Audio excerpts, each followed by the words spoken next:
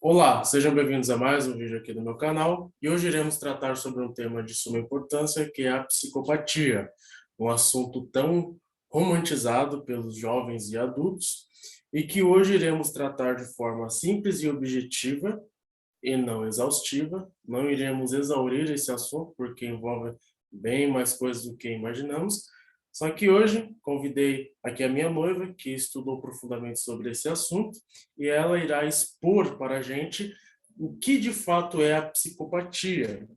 Lembrando a vocês que na descrição do meu vídeo tem a minha chave Pix, a qual vocês poderão enviar um valor considerável de 1, 5, 10 reais e também enviar as suas sugestões. Bora pro vídeo? O que é psicopatia? Bom dia, pessoal, tudo bem? Então, tratando sobre a psicopatia, ela em sua essência, ela se refere a uma disfunção cerebral, a qual é caracterizada como doença mental. Então, de forma geral, nós que não possuímos essa disfunção, nós temos diversas conexões cerebrais, e uma das conexões é responsável pela nossa tomada de decisão diante de sentimentos, e eles não possuem essa conexão, eles são, biologicamente falando, literalmente incapazes de amar ou de agir diante de qualquer sentimento. Então, quando eu falo sobre ação diante de sentimentos, eu falo desde o mínimo até a grande tomada de ação, seja em ações inconscientes que nós tomamos pensando em alguém, ou com raiva de alguém, ou diante de qualquer sentimento, seja uma decisão muito grande, uma decisão baseada no ódio, baseada na ira e tudo mais. Então, nós temos aí essa conexão, essa possibilidade, né, de agir pensando no próximo, de agir pensando em nós mesmos e de realizarmos para o próximo todas essas ações e essas atitudes baseadas no sentimento, coisa que eles são literalmente incapazes. Então, é um tema bastante interessante para a gente tratar, porque psicopatia é um termo já muito escutado, ele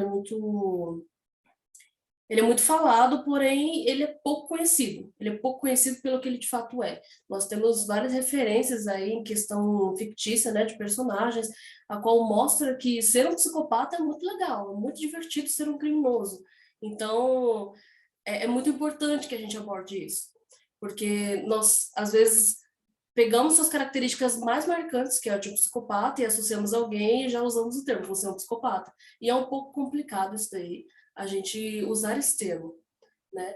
Então, a psicopatia, por sua essência, ela é uma disfunção cerebral lidada como doença mental, a qual não tem cura, porém ela há tratamento. É um pouco difícil ter esse tratamento, para o paciente, no caso, é um pouco difícil para ele, porque o psicopata, como ele não tem sentimento, remorso, emocionalismo, ele não tem o porquê de respeitar sensos morais, respeitar as leis, ou pensar no próximo ou a si mesmo.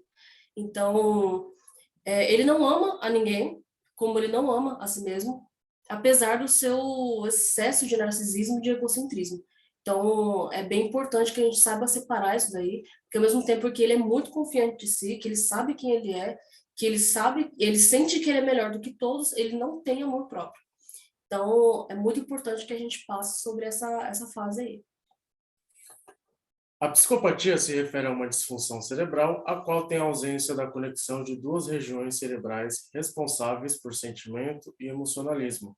Isso explica o porquê de serem conhecidos por sua falta de empatia, remorso ou honestidade, e por excesso de egocentrismo e narcisismo, porque de fato são seres humanos incapazes de amar ou de possuírem qualquer sentimento. Agora a pergunta é: qual a diferença entre psicopata e sociopata? É interessante a gente tratar sobre sociopatia, sobre um sociopata, porque esse termo não é tão conhecido, porém as características são bem conhecidas. E o que ocorre? Um sociopata, ele é uma pessoa, ele não possui disfunção cerebral, porque um psicopata é uma pessoa que tem uma doença mental. E a sociopatia não é uma doença mental, é uma doença psicológica, então nós temos essa diferença. Então, a diferença entre os dois é que sociopata, a única coisa que ele tem é uma aversão pela sociedade. Ele não possui prazer de estar em relacionamentos ou de estar em sociedade. Ele, em semelhança com o psicopata, ele tem característica que é o excesso de egocentrismo, o excesso de narcisismo, ele é muito confiante de si, ele é capaz de amar, ele é capaz de se relacionar, porém ele não tem prazer em estar em sociedade. Há essa diferença e é muito importante que a gente faça essa separação, porque ele é completamente capaz de se relacionar, de amar, mas ele não gosta. Ele pode se esforçar e tudo mais, e para ele é um pouco mais fácil porque nós estamos tratando aqui sobre um transtorno psicológico. Então, para transtorno psicológico há tratamento.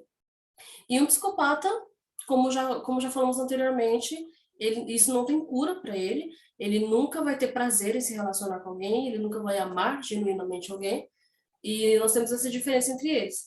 E por que é tão importante que a gente fale sobre a sociopatia? Porque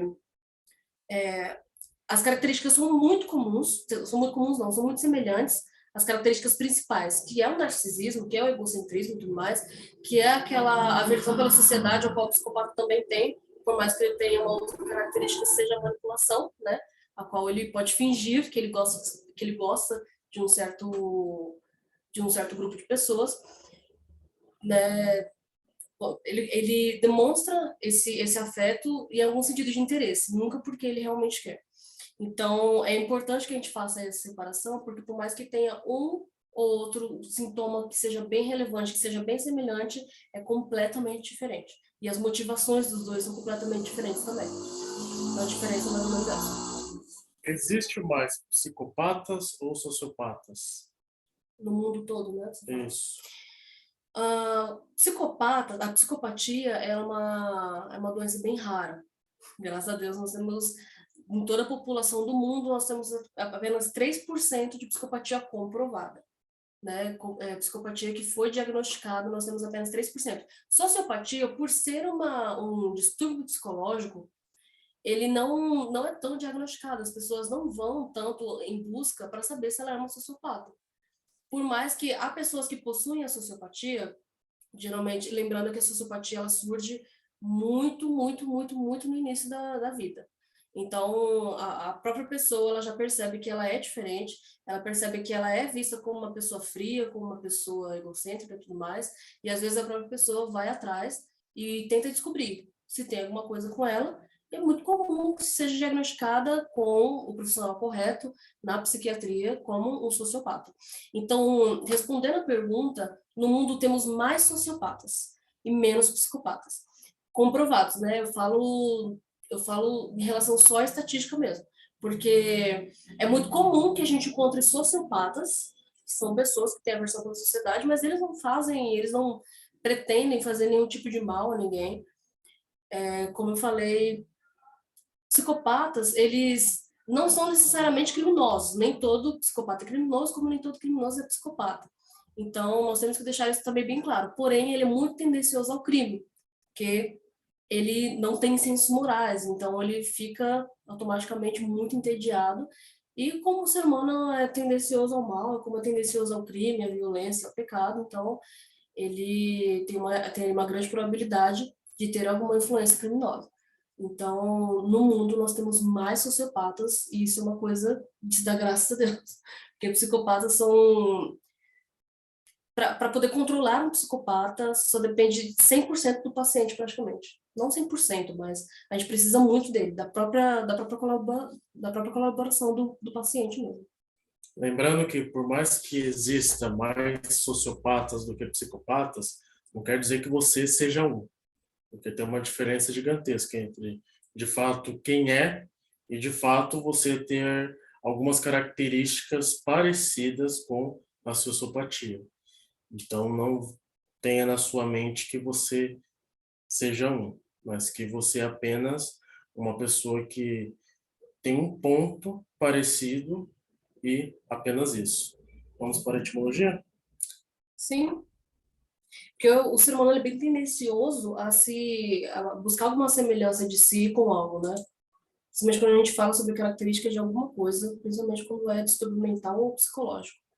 Então, na etimologia, nós temos aí a etimologia da palavra psicopatia, vem do grego psique, que significa mente. Esse termo já é bem conhecido como o psico, né, que nós usamos aqui no Brasil, psicologia, psiquiatria, psicoterapia, então o psique ele já é bem conhecido, e o pathos, que é doença. Então, portanto, aí psicopatia se refere a uma doença mental. Então, é para ficar um pouco mais fácil da gente compreender. Sobre a questão de como ocorre a disfunção cerebral, a qual eu mencionei logo no início. Como eu expliquei anteriormente, todos nós temos várias conexões no nosso cérebro, e uma dessas conexões é responsável pela nossa tomada de decisão diante de sentimentos. Aí na imagem vocês podem ver que nós temos o córtex pré-frontal, que ele fica na parte da frente do cérebro, logo fica atrás da testa. E essa parte, ela é responsável pela nossa tomada de decisão. Todas as nossas decisões são tomadas por essa região do cérebro. E ele tem uma conexão com a amígdala, que é essa parte menorzinha que nós temos aqui atrás, são uma de cada lado. E as amígdalas são responsáveis pela produção de hormônios, a qual se refere a sentimentos. Então, nós pessoas que não temos a disfunção da psicopatia, nós temos a conexão entre a amígdala e o córtex pré-frontal, porque nós conseguimos agir diante de sentimentos. Então, eles não têm essa conexão.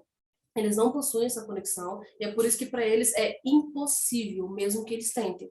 Por isso que para eles não há remorso, não há sentimento, porque biologicamente falando, o cérebro dele é incapaz de realizar aí atitudes ou qualquer pensamento que seja relacionado a algum tipo de remorso, emocionalismo ou senso moral. Então, uma explicação bem breve de como funciona é mais ou menos assim. A pergunta é: podemos nos tornar psicopatas? Não. Essa é uma pergunta muito boa mesmo, porque ela é muito feita. E as pessoas, tem gente que realmente acredita que pode se tornar um psicopata se a pessoa for muito magoada na vida, se ela passar por algo muito puxado, assim, muito pesado na questão psicológica, então ela vai ser tão machucada que ela pode ali ter um grau de psicopatia. E não, isso é impossível. Isso é impossível, primeiramente por conta da questão biológica, a qual eu mencionei, que se a pessoa tem essa conexão entre a amígdala e o córtex pré-frontal, ela não vai ser uma psicopata, porque ela é capaz, se ela estimular ou se independente, ela é capaz de agir pelo sentimento, e o psicopata é incapaz, e é isso que faz ele ser o que é. É isso que faz ele ter todas as características que nós consideramos muito maldosas, né, porque elas, enfim, não respeitam e tudo mais, a qual ela não se assemelha conosco. Conosco que temos aí o nosso senso moral e o nosso senso social também. Então, não, é impossível nos tornarmos psicopatas. Isso é muito importante também.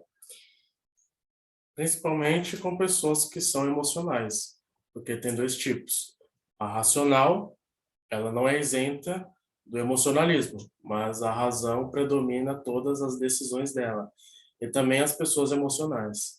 Essas pessoas emocionais geralmente são as pessoas que mais procuram se assemelhar com a psicopatia, sendo que por ela ser tão emocional assim, aí que fica mais óbvio que ela não é, e nem que ela irá se tornar. Pode falar. É bem interessante que a gente fale disso também, porque como nós sabemos, estamos na era do emocionalismo, né? E pessoas emocionais, elas têm sim uma grande dificuldade de ter um desvínculo conjugal, por exemplo, um desvínculo sentimental, um desvínculo afetuoso com outra pessoa. A tendência a ser dependente emocional é muito grande. Então, assim, como o Gustavo falou, há pessoas que são mais emocionais, há pessoas que são mais racionais. Claro que a circunstância pode tornar que a pessoa fique assim, mas é uma característica da pessoa também. Ela é por si só emocional, ela é por si só mais racional, né? E como o Gustavo falou, nenhuma é isenta da outra. Eu sou uma pessoa mais emocional, mas eu posso ser racional. Então, tudo aí depende do nosso equilíbrio. Porque o ponto-chave da pergunta é que nós não podemos nos tornar psicopatas e que nós não devemos querer ser psicopatas, né? Que é muito comum que pessoas emocionais queiram tirar essa dúvida se elas podem ou não se tornar psicopatas, porque o psicopata é caracterizado porque ele não sente dor em questão sentimental, porque ele não ama, ele não sofre por amor. Então, essas pessoas, elas querem ser psicopatas? Elas querem ser doentes mentais? Não. Elas querem aprender a não sofrer com amor, querem aprender a não sofrer com algum tipo de frustração. Então, aí é um tema bem mais específico que a gente pode deixar para um outro vídeo, né? E ele é bem importante também que a gente fale. Um psicopata nasce psicopata? Um psicopata nasce psicopata. Ele nasce psicopata porque, como nós estamos falando agora, se trata de uma disfunção cerebral. E sim, ele nasce psicopata, isso é imputável. E eu não vou generalizar.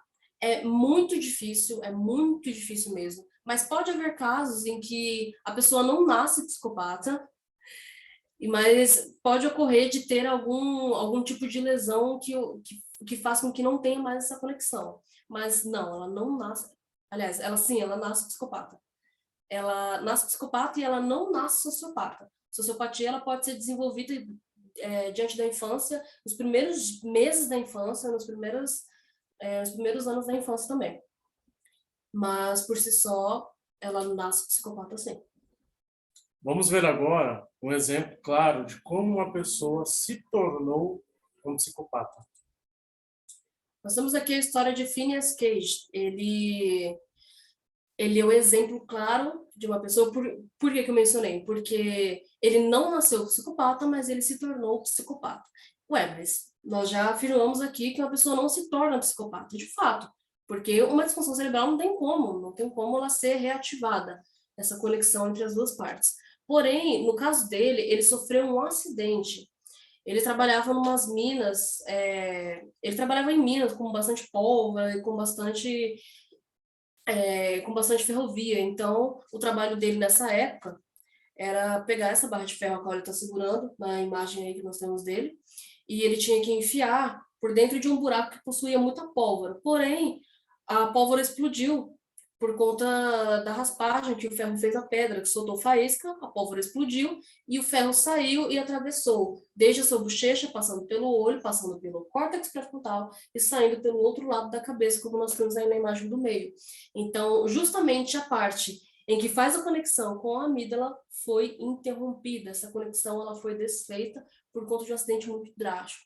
Ele não morreu na hora, pelo contrário, ele ficou acordado, ele não gritou de dor, ele foi socorrido. Na época a medicina não era tão avançada, porém conseguiram fazer uma cirurgia, teve que retirar o seu olho, ele ficou apenas com o olho direito funcionando. O crânio dele, muitos anos depois que ele morreu, o crânio dele foi doado ao museu como um instrumento de estudo, porque é um caso raríssimo, raríssimo, raríssimo.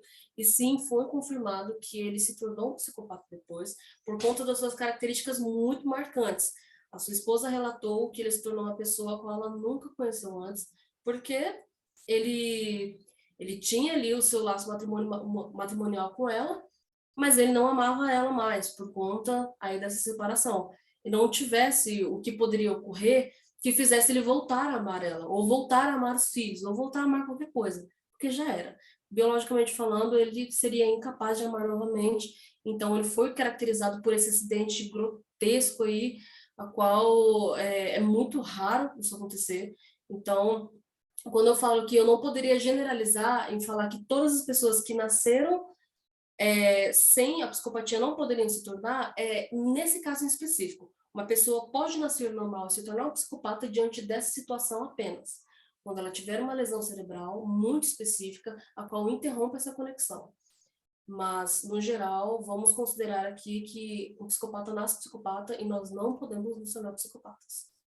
Lembrando que, nesse caso, ele ficou vivo pela misericórdia de Deus, porque tem pessoas que sofrem algumas lesões cerebrais e acabam morrendo. Então, não vá querer enfiar uma estaca na sua cabeça querendo ser um psicopata, tá bom? A outra parte será sobre os personagens.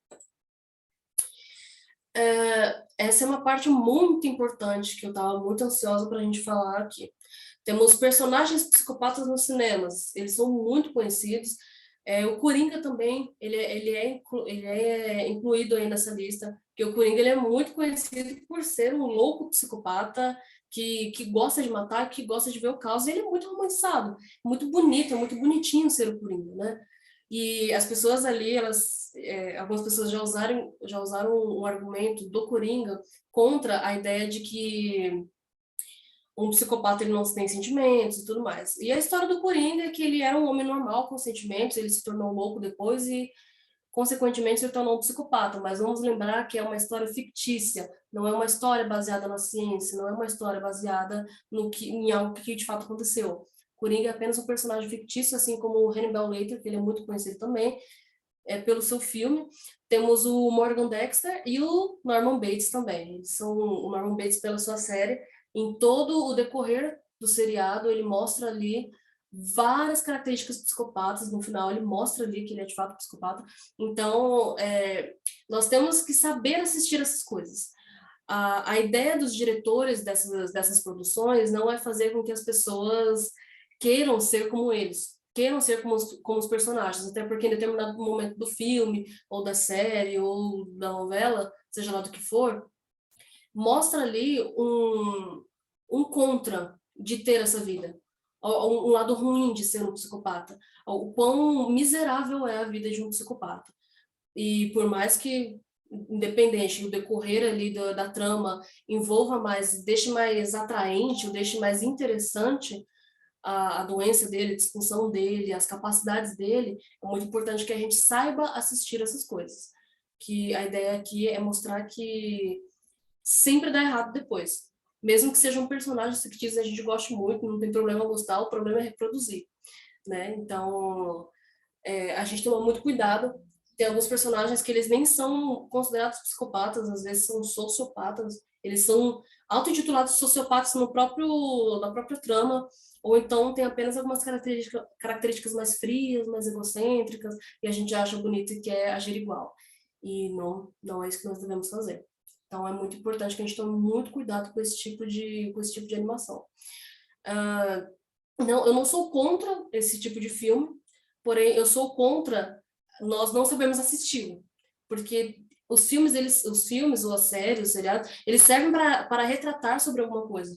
Tem filmes interessantíssimos que tratam sobre psicopatia ou psicologia, que eles são usados como material de estudo, porque eles carregam a verdade, porque eles carregam a ciência, porque eles carregam uma história. Então são importantes, mas precisamos saber assistir. Um exemplo disso é a série do Sherlock Holmes, que é um sociopata. E tem como, por exemplo, a sua irmã, que é a Eurus, que é uma psicopata. Temos a série, né, do Sherlock, tem várias séries do Sherlock, tem um filme do Sherlock, tem um livro do Sherlock, tem várias versões do livro, então em cada versão mostra uma história diferente, mas em essência mostra ali que ele é um sociopata, tem uma terrível aversão pela sociedade, e é isso que faz ele ser mais incrível, um detetive incrível, porque as pessoas não o atrapalham, porque ele não deixa que elas atrapalhem. Então, ele é um exemplo muito bom, sociopatia, por mais que seja exagerado por ser fictício, mas nós também temos que tomar cuidado, porque nós achamos legal o jeito dele de ser, mas também os filmes e as séries e até mesmo o livro mostra ali a desvantagem de ser isso aí. Pelo tédio que a pessoa sente. Agora imagine se ele usasse esse tédio para causar o mal. Como tem vilões na série que são sociopatas, psicopatas que usam esse tédio para fazer o mal, para sair do tédio. Diferente de Sherlock, que usa o seu tédio para resolver crimes, como um bom detetive. Então a grande pergunta é: por que as pessoas acham interessantes os psicopatas? Então, vamos lá. Essa é uma pergunta muito, muito, muito boa. Por que as pessoas acham interessante a psicopatia? Por que é tão divertido eu fazer um filme, eu fazer uma novela, eu fazer um seriado, a qual meu personagem principal é um psicopata? Por que ele vai ser o destaque? Como nós falamos, o ser humano ele é tendencioso ao mal, ele é tendencioso ao crime. Nós seres humanos, sem a psicopatia, nós temos o nosso senso moral, nós temos a nossa lei, e também, antes mesmo de sequer aprendermos as leis do nosso país, as leis da nossa casa, nós temos o nosso senso moral já imputado, independente de como nós seremos criados diante da nossa cultura ou diante do nosso país. Isso é muito importante que a gente saiba. Então, as pessoas elas se sentem mais atraídas no sentido literal por psicopatas, porque ali na série ele pode fazer o que ele quiser, ele pode matar quem ele quiser e ele pode falar do jeito que ele quiser, porque nós não podemos julgá-lo porque nós não sabemos nós sabemos que essa história não é verdade, sabemos que é apenas uma ficção. Porém, nós sentimos essa atração porque geralmente alguns psicopatas, eles mostram que eles são injustiçados, geralmente, eu falo geralmente no sentido nessas séries, nesses filmes. Quando isso ocorre, para eles chegarem a matar alguém, para eles chegarem a fazer algo por alguém, no sentido ruim, alguém fez algo para ele. E nós, seres humanos, todo mundo já passou por alguma dificuldade, já tivemos um dia péssimo, já tivemos alguma humilhação na nossa vida. E a nossa vontade, mesmo que seja por um segundo, é ter uma ação muito agressiva, ter uma ação muito grotesca, é muito comum, por mais que não seja bom, é muito comum do ser humano, por um segundo sequer, querer matar o outro de tanta raiva, quando é humilhado, quando é rebaixado. Então, num filme, a pessoa pode matar.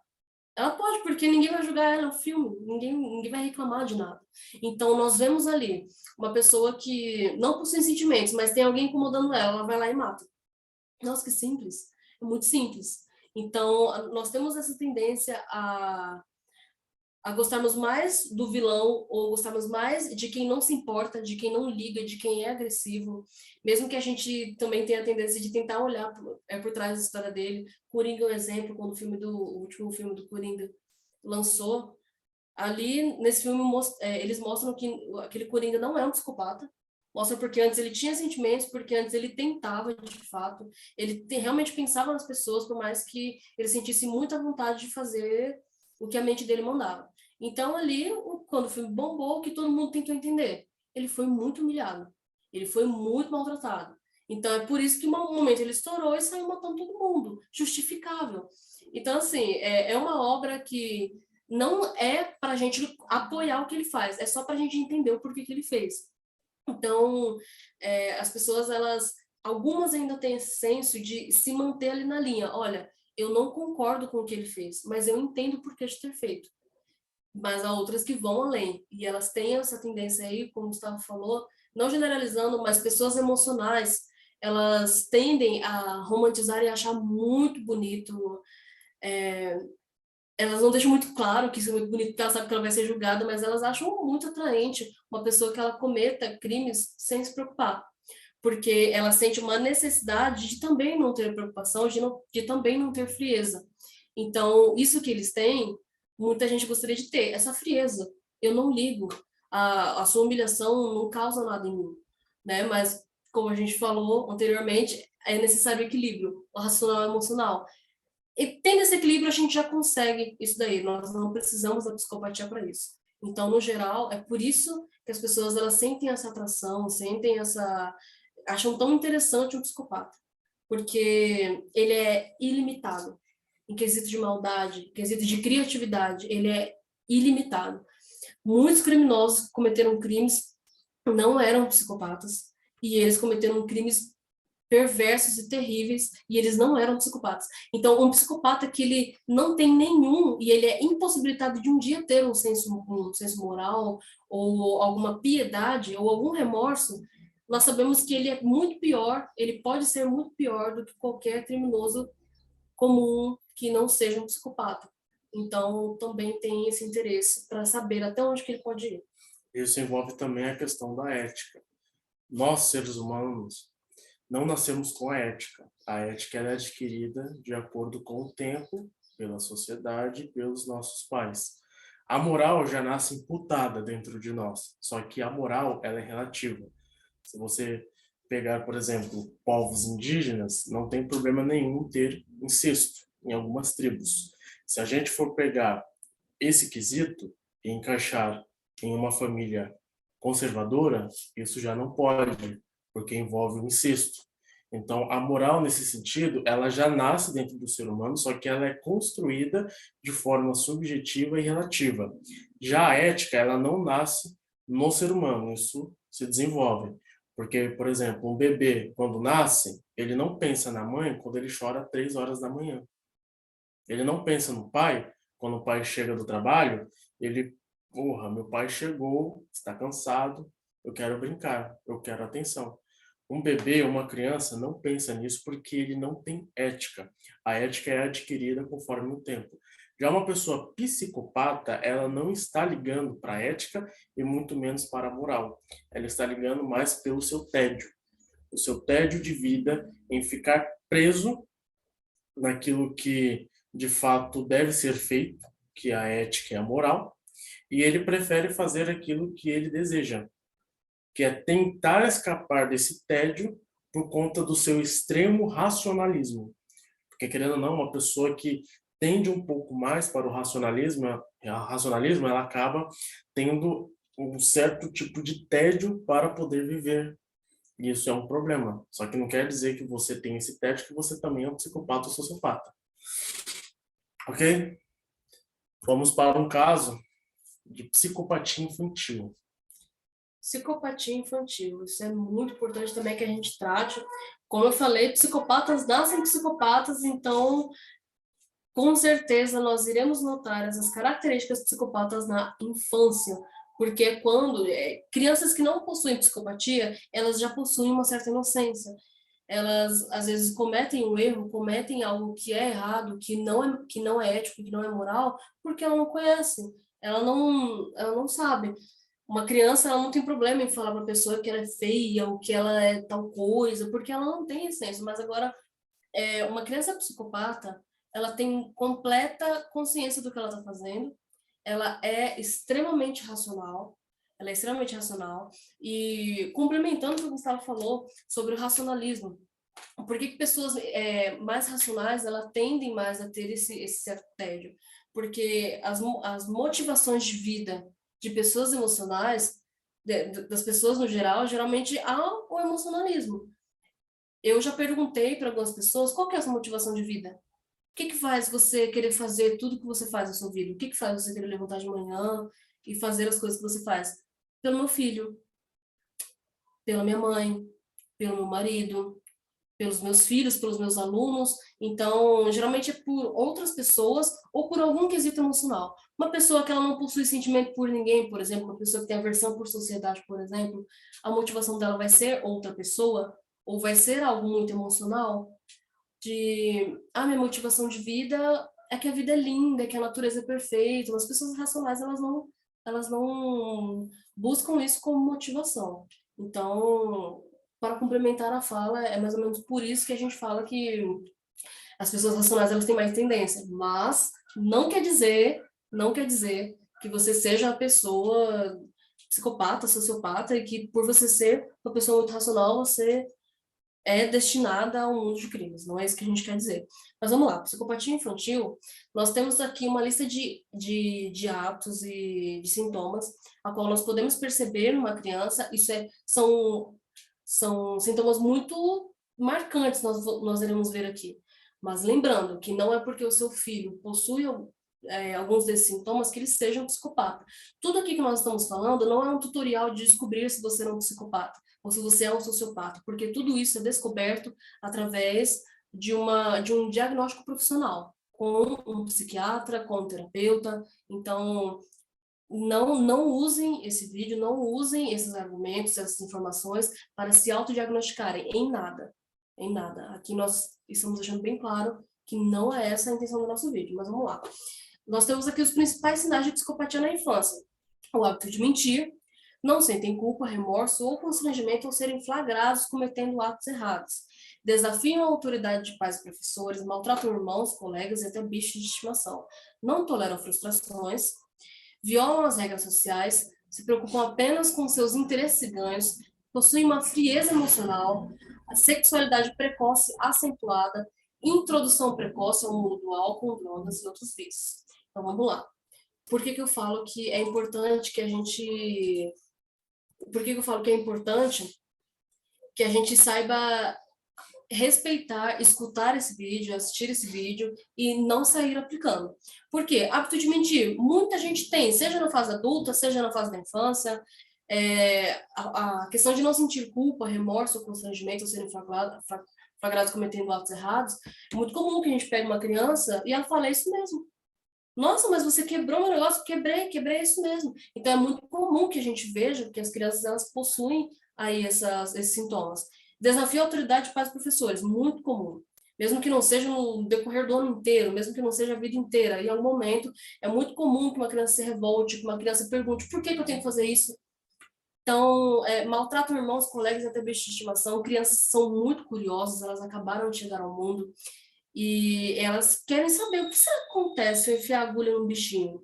Será que eu enfio no meu de pelúcia, sai espuma, se eu enfiar nesse daqui que é de verdade, sai o quê? Então a criança, ela é Curioso. muito curiosa, exatamente.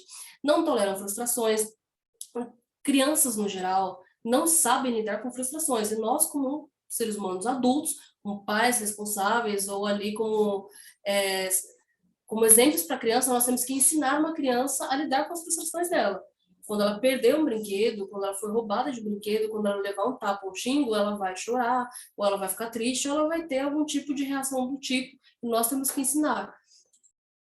Violam as regras sociais. Às vezes também é muito comum porque ela não concorda com as regras. Uma criança que geralmente tem um gênio bem forte, ela não concorda e simplesmente não segue. Se preocupa apenas com seus interesses e ganhos. Como o Gustavo falou, por exemplo, uma criança, ela não está preocupada se os pais chegaram em casa cansados, eles querem dormir. Se ela quer brincar, ela quer brincar. Ah, mas para você brincar, ela percebe que para o pai dela brincar com ela, tem que fazer alguma coisa. Aí ela vai fazer essa coisa só para o pai dela vir brincar com ela. Se ela percebe que para o pai dela brincar com ele tem que chegar e tem que ter alguma coisa pronta para ele, um banho pronto, uma comida pronta, eu vou fazer. Mas não porque eu estou pensando nele, porque eu estou pensando em mim. Não quer dizer que ela é psicopata. Muitas crianças fazem isso. Então, por que eu estou falando sobre isso? Porque eu não estou pegando sintomas de uma criança psicopata e justificando a criança psicopata. Eu estou querendo dizer que todos esses sintomas uma criança comum pode ter. E é por isso que nós temos que tomar cuidado. Uma criança psicopata, ela tem todos esses aí e mais um pouco. Esse aqui nós pegamos apenas os principais, que são os mais notáveis mesmo. Porém, é muito importante que a gente saiba disso. Porque a gente ver um vídeo desse e aplicar no nosso filho, por exemplo, aplicar no nosso sobrinho, falar, então, fulano, acho que seu filho é um psicopata, porque eu tô vendo esse vídeo aqui, olha, seu filho tem tem todas aí As as características. características dele. Então, ali, por exemplo, frieza emocional, que nós falamos anteriormente sobre o racionalismo, uma criança extremamente racional. Ela vai ter muita dificuldade em ter muita pena de uma mãe que chora, de uma criança que chora, de assistir filmes emocionantes, desenhos emocionantes, ela vai apresentar essa frieza emocional, porque para ela assim, não tem serventia, ela é mais para racional. Sexualidade precoce acentuada. Então, por exemplo, uma criança que ela sofre algum tipo de assédio ou algum abuso muito cedo na infância, ali antes da sua pré-adolescência, ela já vai ter conhecido a sexualidade, ela já vai saber o que que é, ela já vai sentir os mesmos hormônios ali de prazer do que de um adolescente, de um adulto. É comum, assim, a criança também que tem um distúrbio hormonal, que faz com que elas conheçam isso mais cedo, e introdução precoce ao mundo do álcool, drogas e outras vezes. Nós não podemos desconsiderar que há ambiente, situação e cultura a qual uma criança está muito próxima desse mundo. Uma criança que ela cresce no meio de pais que bebem, que fumam, que usam drogas, que nascem que são frutos de um casal a qual acabou de se conhecer e nunca se viu antes, são drogados e são alcoólatras, não conhecem seus pais, às vezes nem os pais se conheciam, então não significa que se os pais são drogados ou tem aí o mundo do crime, o filho também vai ser. Mas o que é importante é que a cultura influencia. Uma criança ela pode ser muito firme psicologicamente, ela pode ser muito racional e tudo mais, mas há influência, porque ela vem ao mundo limpa, ela vem limpa, ela, por mais que ela tenha um senso moral imputado, ela vem limpa. Então, as leis, a ética, a cultura, a norma são dadas a elas pelo ambiente a qual elas vivem. Então, às vezes a criança tem 7 anos e fuma cigarro, mas é porque os pais fumam. Ela pegou da carteira do pai o cigarro e o pai não impediu.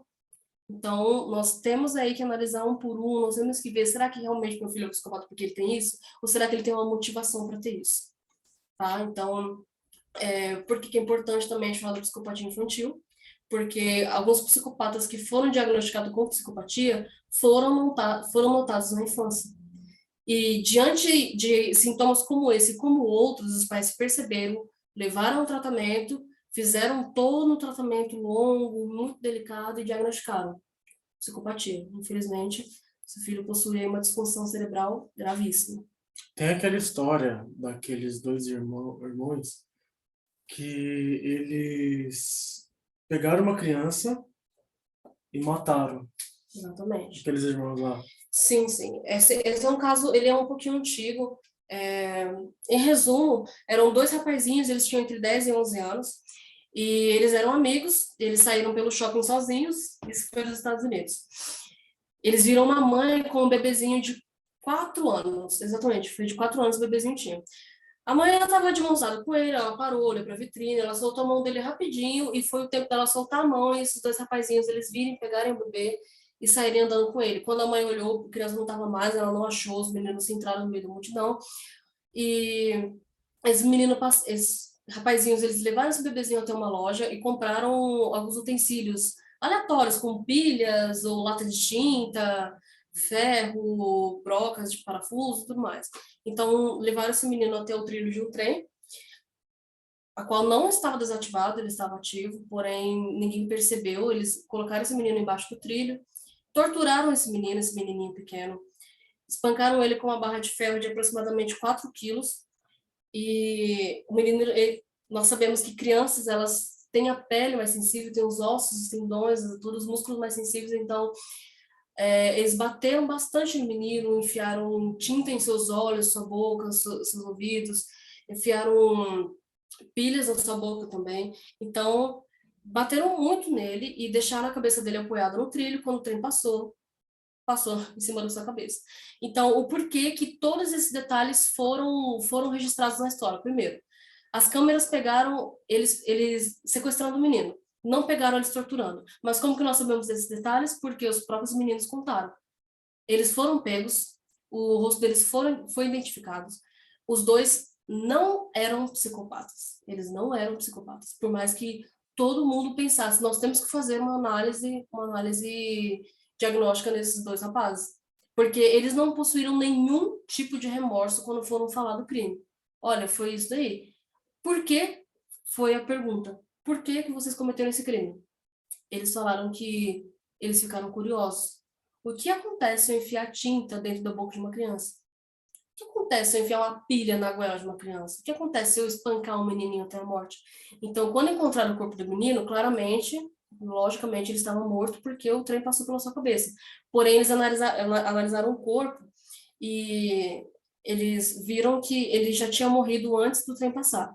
Mas eles não sabiam dizer do que ele morreu, porque as lesões eram muito, muito, muito intensas. Então, nós temos aí um caso a qual pré-adolescentes, crianças, podem ser chamados de crianças, eles cometeram uma atrocidade muito grotesca, não representaram remorso. Os pais desses dois rapazes que foram presos, foi nos Estados Unidos, lá eles podem ser presos.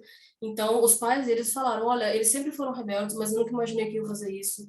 Então, assim, eles apresentavam frieza emocional, não apresentaram remorso, apresentaram ali desobediência com leis, com ordem, com ética, com moral, mas eles não eram psicopatas. E eles agiram pior do que uma criança psicopata poderia ter agido. Então, esses irmãos, eles não eram psicopatas, Não eram por mais psicopatas. que eles fizeram essas atrocidades. Eles não eram psicopatas. E detalhe, os dois foram soltos depois de uns anos. Eles ficaram lá até mais ou menos uns 16, 17 anos. Um foi liberado por bom comportamento, o outro pagaram a fiança dele, mas esse daí que pagaram a fiança, depois ele voltou, porque ele foi acusado de pornografia infantil. Então, ali nós temos crianças que não tinham contato com drogas, não tinham contato com crime, os pais criaram eles num ambiente ético, e eles mesmo assim foram para esse mundo do crime, foram para o mundo da imoralidade.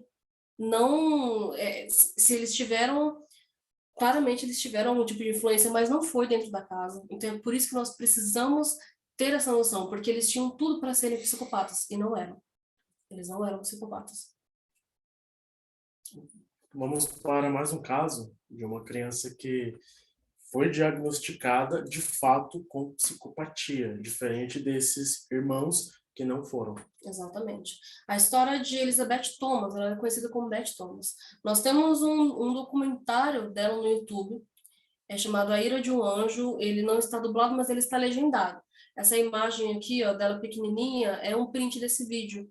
Então, vocês podem assistir lá, que a gente deixa aqui na descrição para vocês. A Elizabeth, ela foi adotada por esse casal aqui, é um casal cristão. Aqui no colo é a Elizabeth e aqui do lado é o irmão dela, o Jonathan Thomas. Então, o que que acontece? A Elizabeth, logo no início da vida, os pais dela tiveram ela e o irmãozinho dela, que era o Jonathan. A mãe dela faleceu no parto do irmão. E o pai dela, quando ela tinha 1 ano de idade, ele praticava abuso sexual com ela. Com o bebê, ele não fazia nada porque ele deveria ter dias de vida quando isso acontecia. Porém, com ela, ela era espancada, mesmo ela tendo apenas 1 ano. Foi a época que ela foi adotada. Então, até 1 ano, ela foi espancada e violentada.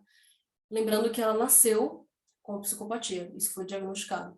Então, esse casal adotaram os dois. E os dois foram para casa deles, e aí a Beth, ela não só possuía essa frieza emocional, como ela já tinha, né, esse racionalismo extremo, essa tendência aí a ter uma agressividade, porque ela nasceu psicopata, ok, isso não quer dizer que ela possa ser uma assassina, porém, do seu pouco tempo de início de vida, a única coisa que ela aprendeu foi a sexualidade e a agressão. Então, uma criança pode nascer psicopata e nascer num ambiente amoroso. Ela não vai ser necessariamente uma assassina. Mas a Elizabeth, ela tinha umas tendências e práticas muito agressivas porque foi exatamente isso que ela aprendeu. E por que que eu estou mencionando isso? Porque isso também ocorre com crianças que não são psicopatas. Eu não sou psicopata. Uma criança pequenininha não é psicopata. Mas em casa ela só vê o pai batendo na mãe. Ou ela só vê a mãe batendo no pai, ou a mãe traindo o pai, ou os dois se batendo, os dois usando droga. É isso que ela vai aprender. É isso que ela vai crescer entendendo o que um adulto tem que fazer. Porque crianças, elas precisam de espelhos. Esses espelhos são os adultos, os responsáveis. Então, o que acontecia? A Elizabeth, ela foi crescendo, nessa foto ela tá com média de 5 a 6 anos, e ela violentava o seu irmãozinho pequenininho, que era o Jonathan. Ele era um bebezinho, ficava no berço, então toda noite ela violentava o seu irmãozinho. Ela pegava agulhas e alfinetes e ficava enfiando na pele dele, porque ela achava muito interessante. Por isso que eu mencionei isso naquele momento. Ela achava muito interessante a forma que ele gritava de desespero quando ela começava a alfinetar ele. Então ela cortava ele, ela beliscava ele, ela dava tapas nele. E conforme ele foi crescendo, as torturas dela com ele foram piorando. Um dia, os dois foram trabalhar e tudo mais. Quando eles chegaram em casa, eles não encontraram nem a Beth e nem o Jonathan nos quartos. Mas eles não conseguiam saber onde é que os dois estavam, então procuraram os dois pela casa inteira, desceram no porão. E a Beth, ela estava em cima do bebê, ela pegou o Jonathan, levou para o porão, e ela estava em cima dele e ela estava batendo a cabeça dele no chão. Ela falou que era um dia que ela tinha certeza que o sonho dela iria se realizar, que é como ela iria conseguir matar o irmão dela. Mas os pais dela, os pais adotivos chegaram antes, não deixaram. Toda noite ela levantava de madrugada para ir no quarto do Jonathan para tentar matar ele. Então os pais tinham que esconder todas as facas da casa, eles tinham que deixar o Jonathan dormindo com eles tinham que trancar a Beth dentro do quarto na hora de dormir, porque ela não parava. Fora que ela matou os animais de estimação. Eles tinham cachorros, gatos, passarinhos, então ela ficava enfiando agulhas neles, porque, como eu falei, ela achava interessante a agonização deles pela dor, pela agonia, e depois ela matou todos eles. Então, nós temos aí características bem marcantes. Então, assim, os pais, eles tentaram entender que era uma criança que acabou de ser adotada, ela estava estranhando o ambiente, mas ela queria propositalmente fazer mal. Então, levaram ela aí para um especialista na área, e nesse documentário A Ira de um Anjo, é um psiquiatra conversando com ela. E ali ela fala de forma clara, com essa expressão fria mesmo que ela está aí na imagem, ela fala que ela sente vontade de matar os pais, sente vontade de matar o irmão, não tem problema em admitir isso. Ele pergunta o que ela gostaria de fazer, aí ela fala matar, bater, torturar, e ele pergunta como, com o que, e ela especifica, com facas. Então, ela é uma criança muito pequena. Detalhe que a Elizabeth, ela era uma criança que ela já havia conhecido o mundo sexual. Ela tinha 4 anos quando a mãe dela pegou ela cometendo o ato de masturbação e ela não sentiu nenhuma vergonha. Não sentiu nenhuma vergonha. E ela falou que ela estava no mercado quando ela fez isso. Foi em um local público, a qual a mãe dela estranhou, porque não era para ela conhecer isso tão cedo.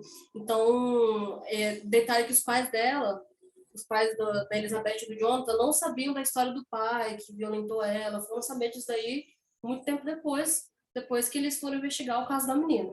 Então, os pais perceberam que ela estava muito diferente, que ela não tinha problema em questão do ato de masturbação, porque ela já, como se ela já fosse uma pessoa muito experiente nesse ato, como se ela fosse, assim, uma pessoa muito mais velha, a qual já tem experiência, a qual já entrou na puberdade, gente, 4 anos, 5 anos, o corpo da pessoa nem está preparado para isso, mas ela já conhecia de ponta a ponta. Então, nós temos aí mais uma característica. Ela tinha ali a sexualidade precocemente estimulada.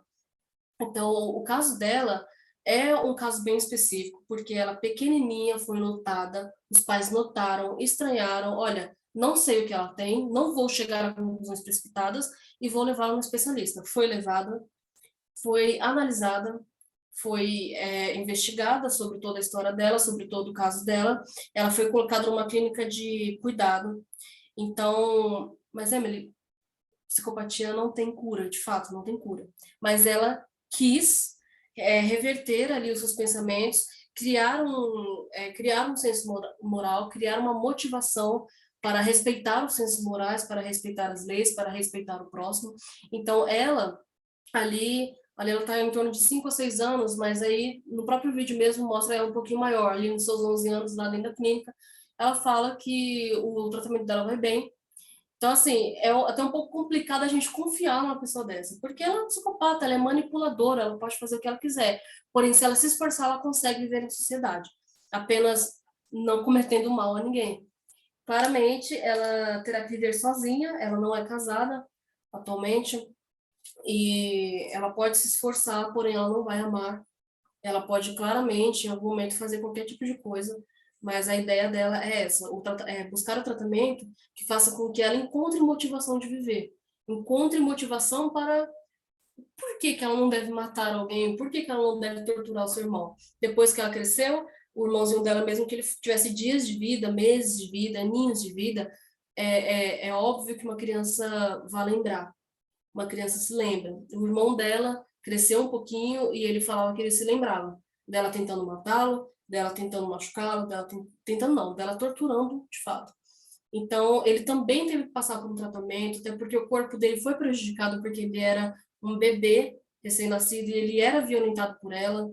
Então, o corpo dele foi prejudicado e ela pediu perdão, por mais que um psicopata não sinta remorso, ela pediu perdão, não porque, falando aqui da forma diante da psicopatia, não porque ela sente remorso, porque ela não sente, mas para que ele se sinta bem. Ela fez esse ato pensando nele, não fez pelo sentimento, fez porque ela estava trabalhando o seu senso moral. Olha, eu estou trabalhando no senso moral, eu preciso pensar nele, por mais que eu não consiga e não veja sentido, eu preciso pensar nele. Me desculpa por ter machucado você.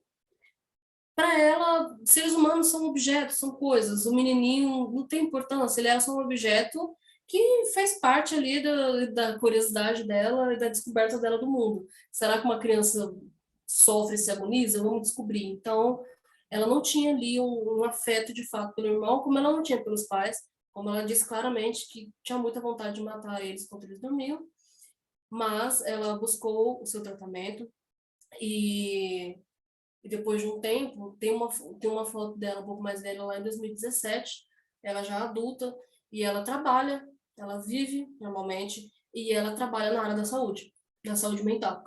Então, assim, ela buscou, de fato, uma reversão ali pro caso dela. Então, é um caso que deu muito certo. Deu muito certo.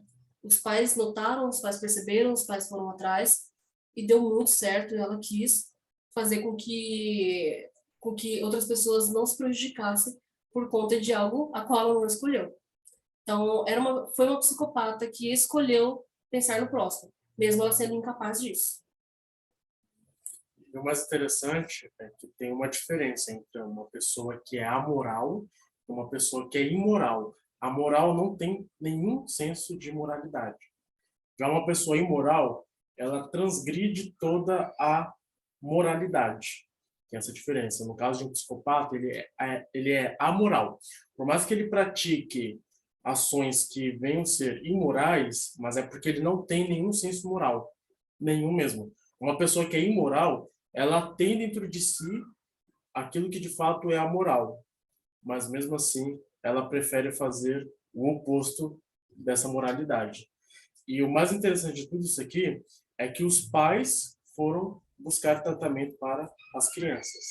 Por mais que o seu filho não venha a ser um psicopata, nem ter nenhum traço de psicopatia, mas é melhor ter um acompanhamento desde a infância, porque isso não só previne a questão psicopática, mas também acaba ajudando a criança a ter um desenvolvimento melhor, uma saúde mental melhor. Lembrando que isso é válido para qualquer distúrbio mental ou psicológico. Uma criança, por exemplo, um distúrbio muito conhecido, síndrome de Down. É muito conhecido mesmo. Mas geralmente pessoas que têm síndrome de Down são muito amorosas, elas são muito inteligentes, são muito carinhosas, de fato. Mas não importa se seja sendo um distúrbio mental ou psicológico, ou conhecido ou não conhecido, não importa. Não importa. Leva para o tratamento, leva para o conhecimento e domine o assunto do seu filho. Domine como eles fizeram. Eles buscaram qualquer problema dela é psicopatia? Ok, como que eu lido? Como que eu lido? Eles dominaram o assunto da psicopatia. Eu domino, porque minha filha tem, ela precisa da minha dominância sobre isso, ela precisa da minha compreensão. No caso deles ali, eles não deixaram que o seu egoísmo entrasse. Porque, olha, ela é uma psicopata, ela não me ama, ela tentou me matar. Eu vou abrir mão dela, vou levar ela de volta para o orfanato. E não, eles entenderam, ela não me ama porque ela não consegue me amar. Se ela conseguisse, talvez ela me amaria, porque eu amo ela. Eu faço por merecer o amor dela. Eu tirei ela do caos, eu tirei ela ali da ausência dos pais e eu fiz por onde e eu consegui sobreviver diante dela porque ela de fato tentou me matar e eu sei que não é culpa dela. Então deixar que a maturidade sobreponha a situação. Então isso daí em todos os casos, a psicopatia nós estamos tratando porque é um caso muito específico e ele é bem raro. Mas quando não for raro, quando for conhecido ou não, é muito importante que os pais façam isso também. Que as crianças, a fase da infância é a fase mais importante da vida do adulto, a fase mais importante da vida do ser humano, na verdade, e é uma fase que nós temos que ter muita delicadeza, porque todo ser humano adulto menciona a sua infância quando ele vai tratar sobre alguma questão psicológica. Olha, eu tenho ansiedade porque eu me lembro que meu pai fazia tal coisa quando eu era criança. Então, é quase impossível nós não mencionarmos a nossa infância quando nós vamos tratar de alguma questão psicológica. Então, é uma fase que nós temos que ter muita paciência, muita dedicação. Eles ali, eles não podiam ter filhos. Era o sonho deles ter filhos. Eles se prepararam, eles se planejaram, de fato. Se planejaram psicologicamente, espiritualmente, financeiramente. Quando a filha veio, foi uma filha muito complicada. Uma filha que literalmente tentou acabar com a família. E eles estavam prontos. Eles estavam prontos. Eles quase morreram várias vezes, mas eles estavam prontos para lidar com isso. Estavam prontos para lidar com uma assassina dentro da casa, então eles estavam prontos para qualquer tipo de criança, e isso era muito notável. Eles se prepararam de fato, não importa qual for a criança que vai vir, a gente está preparado para amar ela, como eles amaram uma pessoa que nunca vai poder retribuir. E eles aceitam isso, e eles escolhem amar da mesma forma. Então, é muito importante que a gente deixe isso daí como prioridade. Então, a conclusão desse vídeo é raro esse sintoma de psicopatia. Lembrando que, por mais que tenha várias características de psicopatia em uma criança, leve ela a um especialista, não use de achismo, pelo amor de Deus, não use de achismo, porque isso pode prejudicar não só a vida da criança, mas também a sua vida. Porque se caso ela for, quem paga o pato é os pais, é você. E eles são os primeiros a pagar o pato. E são os primeiros a pagar o pato. Então, de qualquer forma, acompanhe o seu filho em toda essa trajetória de desenvolvimento, leve a um psiquiatra, leve a um psicólogo, acompanhe, ajude-o, porque de fato é de suma importância. Então, a conclusão deste vídeo aqui não é falar se você é ou deixou de ser, se você acha que é um sociopata ou não. A intenção desse vídeo aqui é expor a vocês aquilo que de fato é a psicopatia e quão rara ela é. E por mais que, como foi citado no exemplo daqueles irmãos, venha a ser um negócio que, tipo assim, orra, matou a criança, fez de tudo por curiosidade, no fim não é.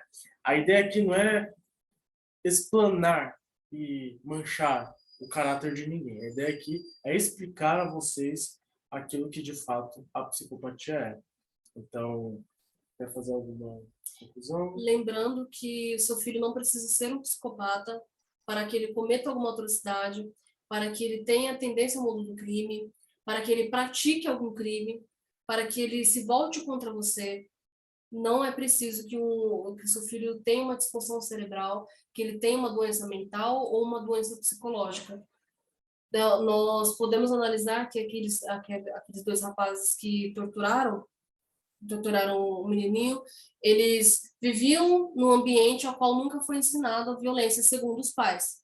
Porém, às vezes os pais não batiam na criança, mas o pai batia na mãe, ou a mãe gritava com o pai, ou os dois se agrediam. Então, talvez eles tenham conhecido a violência dentro de casa. Então, tomar cuidado com a forma, qual que é o ambiente que você proporciona para o seu filho dentro da casa? Porque todo ser humano tem uma reação muito diferente a tudo.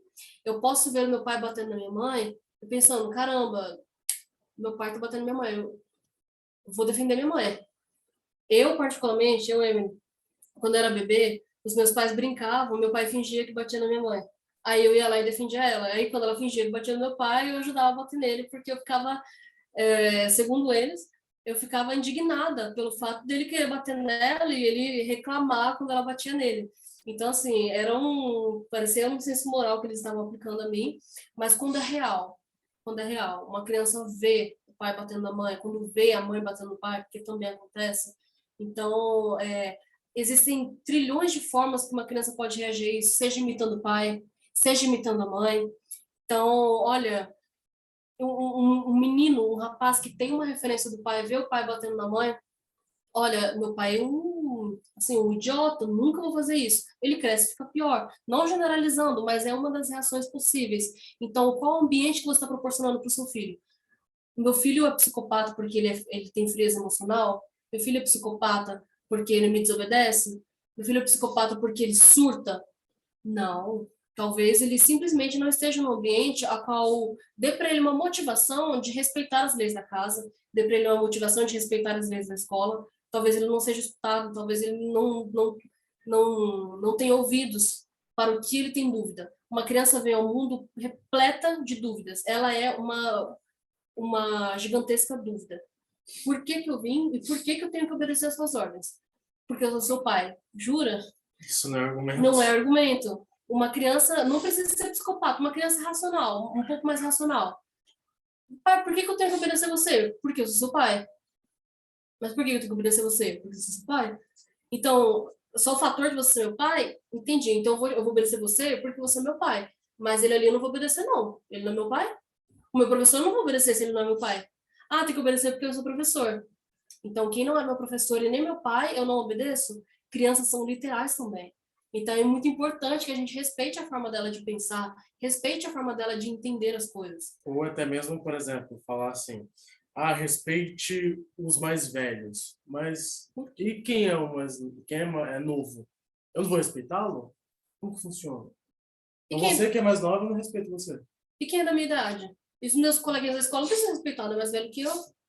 Então, eles são literais, crianças são literais. Quando fala respeite os mais velhos, respeite seus pais, respeite os professores, nós estamos falando respeite as pessoas. Respeite as ordens que você recebe. Você é uma criança, você tem que obedecer. E uma criança não entende o porquê que ela tem que obedecer e fazer coisas a qual ela não gosta, simplesmente porque ela é uma criança. Porque ela não pediu para vir ao mundo, ninguém pediu para vir. Isso é muito importante que a gente deixe claro. Nós não pedimos para vir ao mundo e tudo que acontece de ruim ou de bom na vida de uma criança é responsabilidade dos pais. Se algo bom ou se algo ruim aconteceu, é culpa e responsabilidade dos pais. Porque você quis que ele viesse ao mundo. Então você tem que dar para ele uma motivação de continuar aqui. Ou de continuar valorizando o mundo da forma que você valoriza. Então, é muito comum também Os pais não têm uma boa valorização da vida, não têm boa valorização de família. Ó, tive um filho aí porque foi sem querer, fazer o que é isso?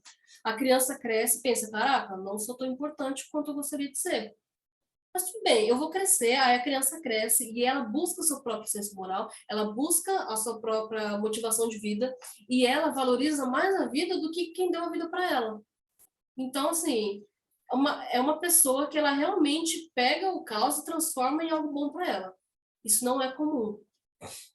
Seria muito bom se fosse, mas não é todo mundo que tem essa força psicológica e é importante que as pessoas tenham. Para isso elas precisam de apoio familiar, porque as primeiras pessoas que estão preparando ela para a vida e para o mundo é a família.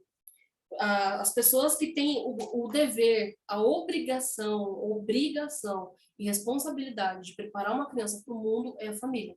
Então, preparar o meu filho, fazer o meu filho ser confiante de quem ele é, conversar com ele, entender. Será que meu filho está ficando estranho comigo porque alguém fez na cabeça dele? Ou é porque eu fiz algo para ele? Será que meu filho ele realmente está começando a andar com um coleguinha porque ele acha que o estilo da família dele, o estilo dos parentes dele não é legal? Por quê? Por que o coleguinha da escola, que na minha visão é uma influência, para ele parece ser mais atrativo? Então, assim, é uma coisa que nós temos que ver, né? Que os pais eles precisam ver, eles precisam respeitar, eles precisam escutar. Seu filho veio ao mundo, ele está descobrindo. Descubra ele. Descubra seu filho. Ele veio de dentro de você, mas você não conhece ele, como ele não te conhece. Descubra seu filho para ele descobrir você. Então, é um fator importante, importante, importante que a gente tem que aplicar na nossa vida. Mesmo que a gente não seja pai ou mãe, todo mundo já conheceu uma criança complicada, uma criança que você olha e fala, caramba, essa criança precisava de um apoio. Essa criança precisava de um apoio, ela precisava de pais bons, ela precisava de alguém que desse atenção. Porque se ela continuar do jeito que ela tá, ela vai se dar mal. E geralmente dá. Então, é muito importante aí que a gente reveja sobre isso, que a gente, nesse ponto aqui, a gente generalize, nesse ponto, quando a gente, no caso aqui, da gente está falando de analisar e escutar o seu filho. Porque é uma criança lotada de pensamentos, tem mais pensamentos e reflexões que nós adultos. E ela precisa ser ouvida e as dúvidas precisam ser sanadas. Então, tomar cuidado com a forma que você sana, né, essas questões. Essa semana nós estivemos aí com um grupo que tinha vários adolescentes e uma criança, e a criança perguntou como que é ser adulto, algo do tipo, né? Aí foi a irmã dela que falou, olha, você vai descobrir que tudo é uma droga. Você vai descobrir que tudo é uma droga. Mas aí depois você acostuma. Então, assim, tanto a adolescente e a criança eram da mesma família. A adolescente não teve uma trajetória muito legal para ela chegar a essa conclusão e provavelmente a menina também não vai ter. Porque quando ela perguntar para alguém, essa é a resposta que vai chegar para ela. Então, não aplicar e não projetar as suas frustrações no próximo, porque as pessoas têm reações diferentes da sua. Olha, minha vida é ruim, mas eu me acostumei. Mas uma pessoa que escuta que a vida dela é ruim, que nunca vai melhorar, ela pode entrar numa depressão, se matar, e sim, a culpa vai ser de quem causou. Então é bem delicado lidar com crianças ou com pré-adolescentes ou com pessoas que estejam em formações de caráter. Temos que respeitar ao extremo isso o máximo que a gente puder. Ok? Muito obrigado para você que assistiu até aqui. Em breve teremos mais vídeos relacionados à psicologia e à sua abrangência. Eu não tenho muito conhecimento sobre isso aí, por isso que, na verdade, quase nada. O que eu aprendi basicamente foi o que ela me ensinou. Por isso que é importante também para você que é leigo em algum assunto, buscar saber com quem estudou. Porque usar de achismo, isso é prejudicial. Usar de achismo, até mesmo aplicar a sua vida em outra pessoa, isso é prejudicial. Não faça isso, pelo contrário. Busque conhecimento em quem sabe, busque se informar, passe no psicólogo, passe no psiquiatra, faça o que tem que ser feito, mas nunca use de achismo, porque isso acaba não só com a sua vida, mas também com os seus pares. Ok? Fique com Deus, até o próximo vídeo. E é nóis.